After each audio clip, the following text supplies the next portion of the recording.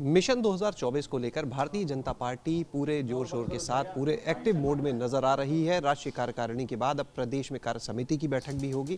हमारे साथ में भाजपा के प्रदेश अध्यक्ष भूपेंद्र सिंह चौधरी जी हैं, उन्हीं से बात करते हैं। अध्यक्ष जी, राष्ट्रीय कार्यकारिणी हुई, आप लोग वहां पर रहे, किस तरह से अब आगे उत्तर प्रदेश में काम होगा? कार्य समिति भी है 22 को। राष्ट्रीय कार्य समिति की बैठक में जो हमारे संगठन के कार्य हैं और भविष्य में हम लोगों को किस प्रकार से पार्टी की नीतियों का, गतिविधियों का संचालन करता है, इसका मार्गदर्शन हमारे राष्ट्रीय नेतृत्व के द्वारा, माननीय राष्ट्रीय अध्यक्ष जी के, माननीय प्रधानमंत्री जी के द्वारा दिया गया। उसी के क्रम में उस विषय को नीचे तक पहुंचाने के लिए अब 22 तारीख को प्रदेश कार्य समिति की बैठकें हैं, 5 तारीख तक सभी जिलों की बैठकें करनी है और 12 तक मंडलों तक की बैठकें करनी है। और जो भी संगठनात्मक विषय हैं, उन संगठनात्मक विषयों के आधार पर अपनी बात जनता के बीच में ले जाएंगे।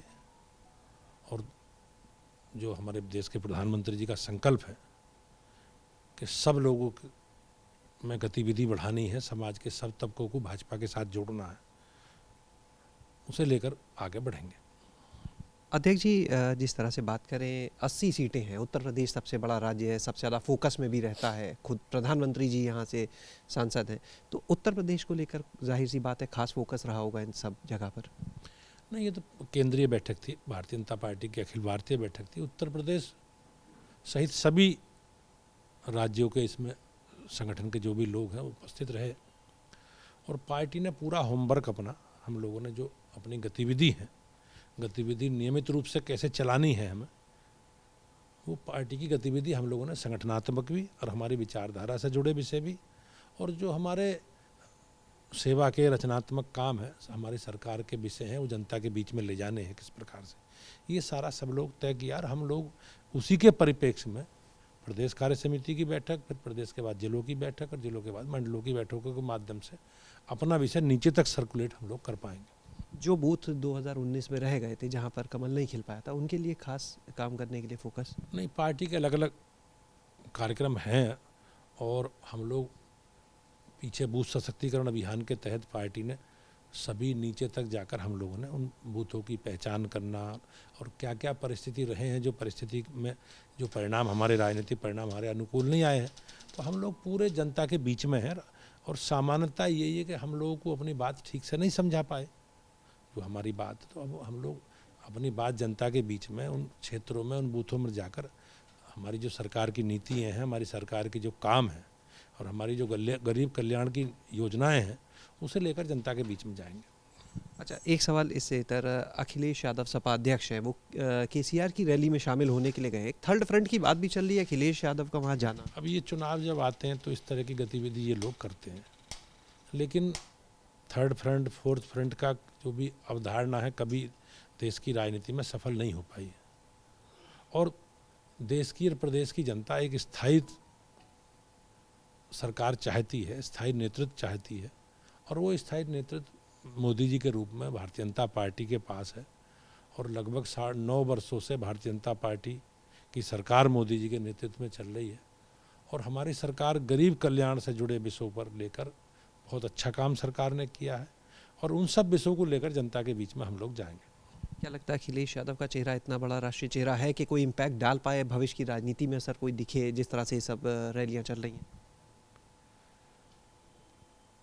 मेरा तो यही कहना है कि इस तरह की गतिविधि चुनाव के समय ही होती है। इस तरह के गठबंधन, इस तरह के अलायंस, तीसरे चौथे अलायंस मोर्चे जब बनते हैं, लेकिन चुनाव के बाद सब बिखर जाते हैं। और ये कोई वैचारिक विषय नहीं है, इनकी कोई विचारधारा आपस में मेल नहीं खाती है। इन लोगों का एक लक्ष्य है, ये इन प्रकार से सत्ता प्राप्त करना, और सत्ता का माध्यम सेवा नहीं है जी। और इसी कारण जिस प्रकार से थर्ड फ्रंट के, फोर्थ फ्रंट के जो भी हश्र हुए हैं आज तक, उसके पीछे कहीं ना कहीं लोगों का जो कमिटमेंट है, लोगों का जो विचार है, उसका अभाव रहा है। और इस तरह के प्रयास को देश की जनता ठीक से समझती है।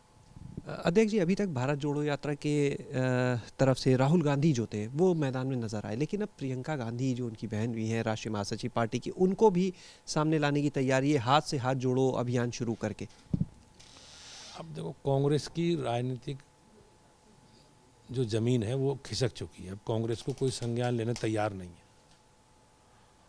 और आप जिस प्रकार के परिणाम पीछे रहे हैं आपने देखे होंगे, विधानसभा के चुनाव हो उत्तर प्रदेश में, अब कांग्रेस का प्रदर्शन अपने न्यूनतम स्तर पर रहा है। तो अब कांग्रेस को कोई गंभीरता से लेने तैयार है नहीं। समाजवादी पार्टी के सांसद जो है शफीकुर रहमान बर्क, वो मायावती की आज तारीफ कर रहे हैं। क्या लगता है सपा में सब कुछ ठीक नहीं है? अब ये तो अखिलेश यादव जी को अपने कुनबे को संभालना चाहिए। एक आखिरी सवाल, बसपा जो है वो भी ग्राउंड पर लगातार मंडल स्तरीय बैठकें कर रही है, अभी जिला स्तर की बैठकें होंगी, कार्यकर्ता सम्मेलन होंगे, और ये साफ कर दिया कि गठबंधन तो नहीं करेंगे। इतनी मजबूती से बसपा जो फिर से सक्रिय है, भाजपा के लिए कोई चुनौती तो नहीं होगा? नहीं, बहुजन समाज पार्टी का प्रदेश में बड़ी राजनीतिक ताकत रही है। वो सरकार में भी रही हैं, विपक्ष में भी रही हैं, और संगठनात्मक उनका स्ट्रक्चर है। अब उन्हें ये तय करना किस रूप में, किन उससे मैदान में जनता में के बीच में जाना है। लेकिन अब जनता सारे विषयों को समझ चुकी है। सीजनल लोगों की कोई भूमिका है नहीं। जनता के बीच में रहने वाले 12 महीने 360 दिन भाजपा के कार्यकर्ता हैं। और उत्तर प्रदेश देश की जनता का विश्वास मोदी जी के और योगी जी के प्रति है। माने कार्य समिति के बाद एक बड़ा संगठनात्मक बदलाव भी भाजपा में भी देखने को मिल सकता है? नहीं, राष्ट्रीय अध्यक्ष जी का कार्यकाल जून तक हुआ है, बढ़ाया गया है राष्ट्रीय कार्य समिति के माध्यम से, और आंशिक परिवर्तन की बात है। हम लोग एक बार होमवर्क कर रहे हैं, और निकाय चुनाव से पहले हम अपने संगठन का स्ट्रक्चर ठीक से कर लेंगे। राष्ट्रीय अध्यक्ष जी आ रहे हैं उत्तर प्रदेश में, गाजीपुर दौरे पे, उसके बाद केंद्रीय गृह मंत्री अमित शाह जी का भी सभा प्रवास योजना है हमारी, और उसमें भारत सरकार के माननीय मंत्रियों के प्रवास हैं। तो उस क्रम में माननीय राष्ट्रीय अध्यक्ष जी का कार्यक्रम है, गाजीपुर का आया है, भी आगे अलग अलग नेताओं के प्रवास के दौरे के कार्यक्रम भी होने हैं।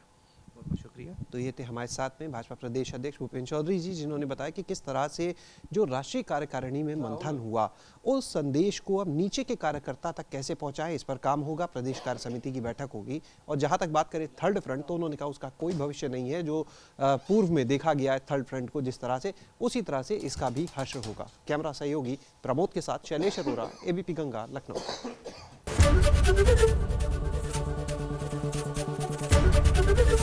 एबीपी गंगा, खबर आपकी, जुबान आपकी।